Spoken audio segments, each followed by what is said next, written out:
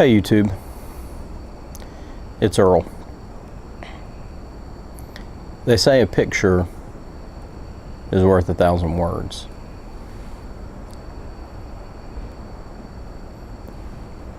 But sometimes not even 1,000 words could do justice to the destruction that you see. On April 25th, at about 1:30 in the morning,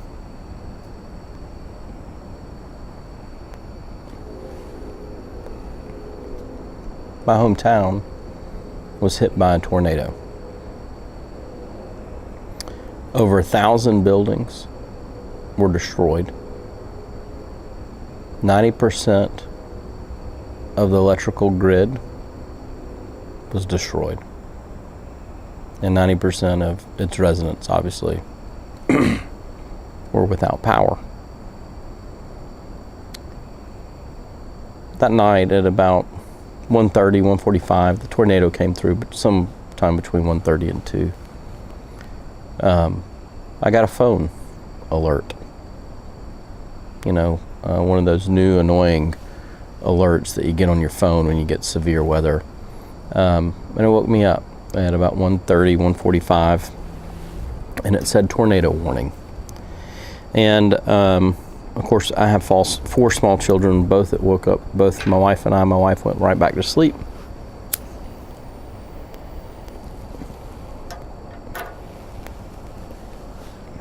And I could tell it was pretty severe weather, so I stayed up.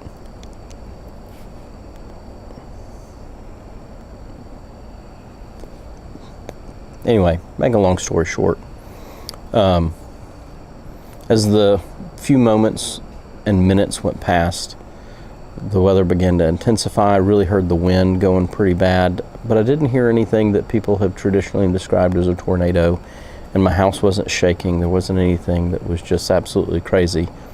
So I stayed in bed, and my kids stayed in bed.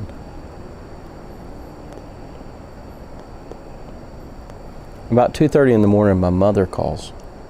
My mother and father live in the same hometown, the town they raised me in,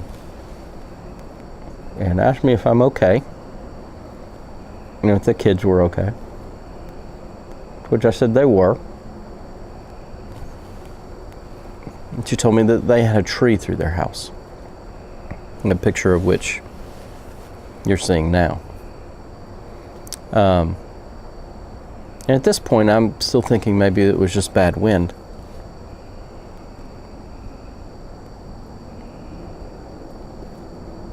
And so I do what any good son would do.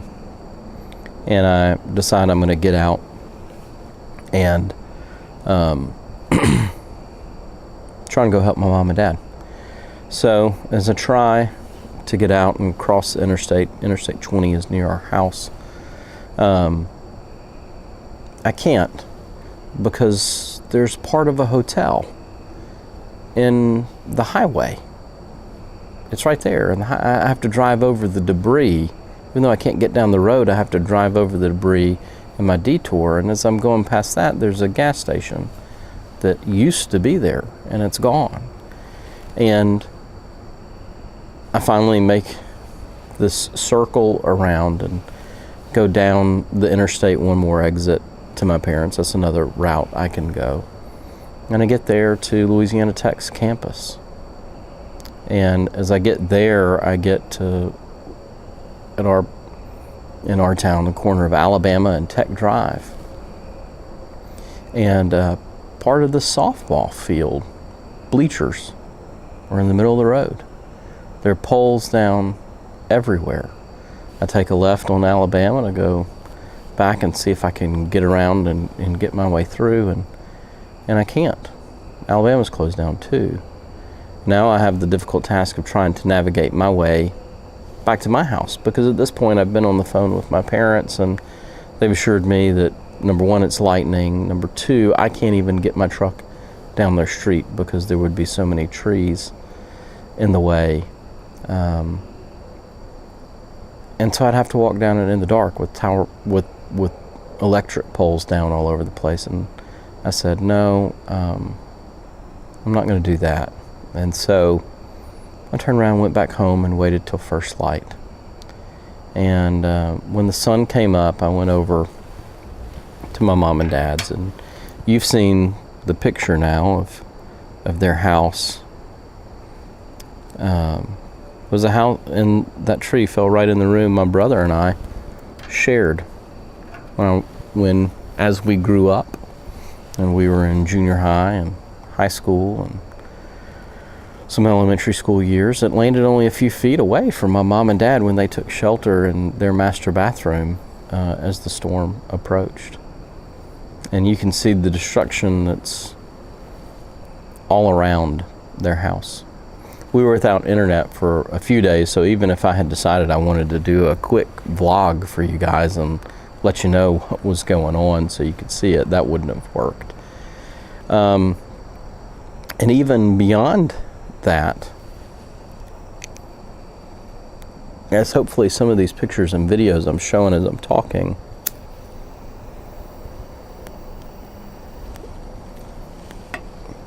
could do justice to, there were trees down all over the place. 8 over the road in their driveway.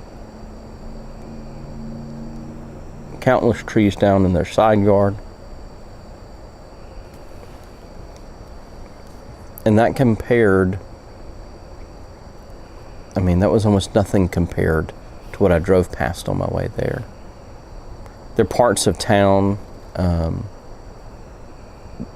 that it hit so hard that there wasn't a tree in or wasn't a house in the neighborhood that didn't have a tree on it. I ran into clients in their 70s who looked dazed and confused. They had trees in their house. They hadn't slept in 3 days. You know, immediately, this was a Wednesday night, Thursday morning event.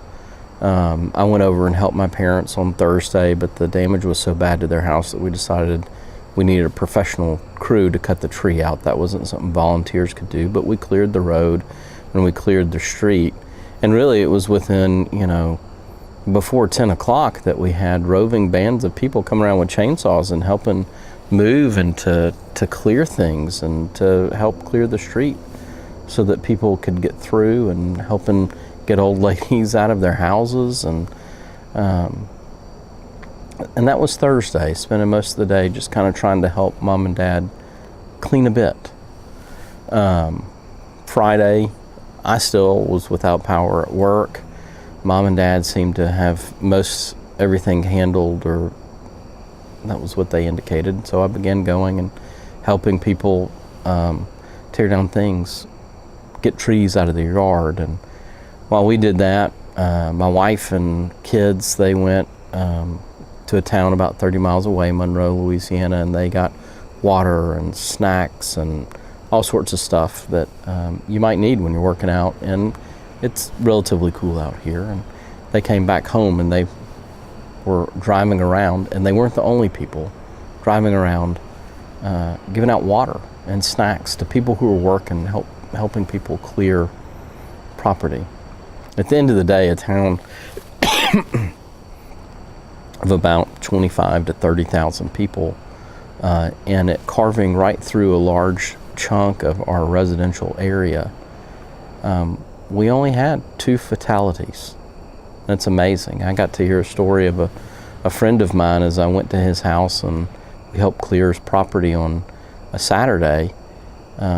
He talks about going out after first light because they had about 3 or 4 trees that fell on their house. It crushed their car. And they go out, and he's gone past this huge pine tree that's laying on the left side of his house 3 or 4 times. And after about the 5th time he goes past it, he stops and he realizes, I don't have pine trees on this side of my house. And he looks up, and it's a huge, thick pine tree, and he looks up on the right side of his house, and he realizes that it's a perfect match for what's laying there. And just the physics of it should tell you that probably shouldn't land and have gone all the way across the length of his home. It should have fallen right in his daughter's bedroom. But it didn't. They went somewhere else.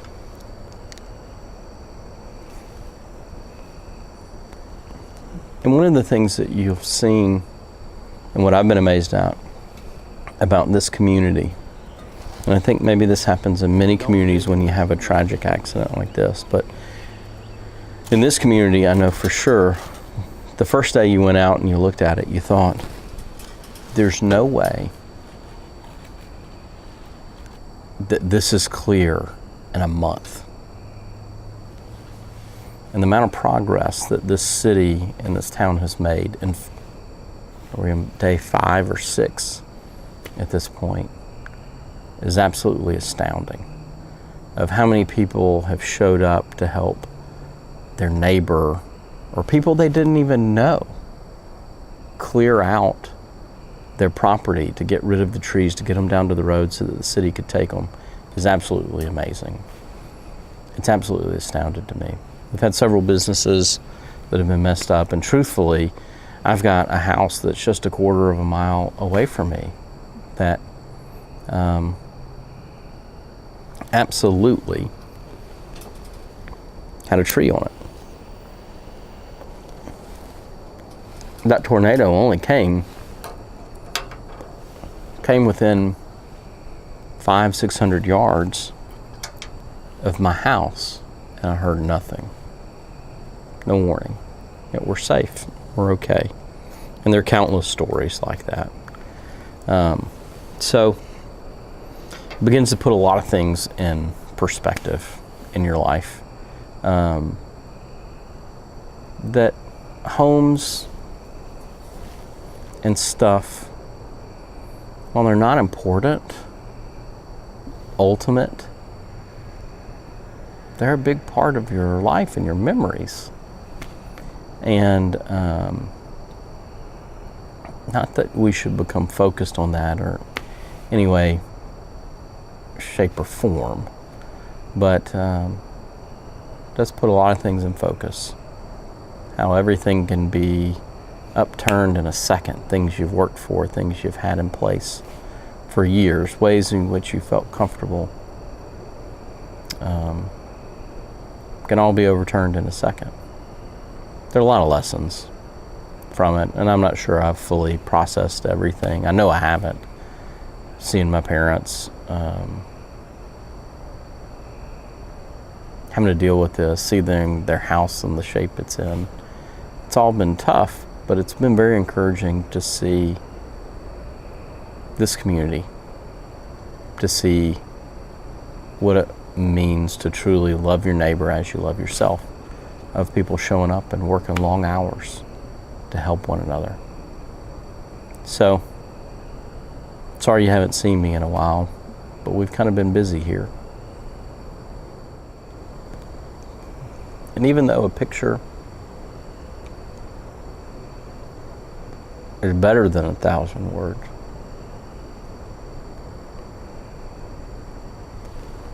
the ones I've shown you and the video clips I've shown you can't even begin to illustrate the amount of destruction and yet love that's possible on this earth. Earl of Pipes. Y'all stay safe. Have a good night.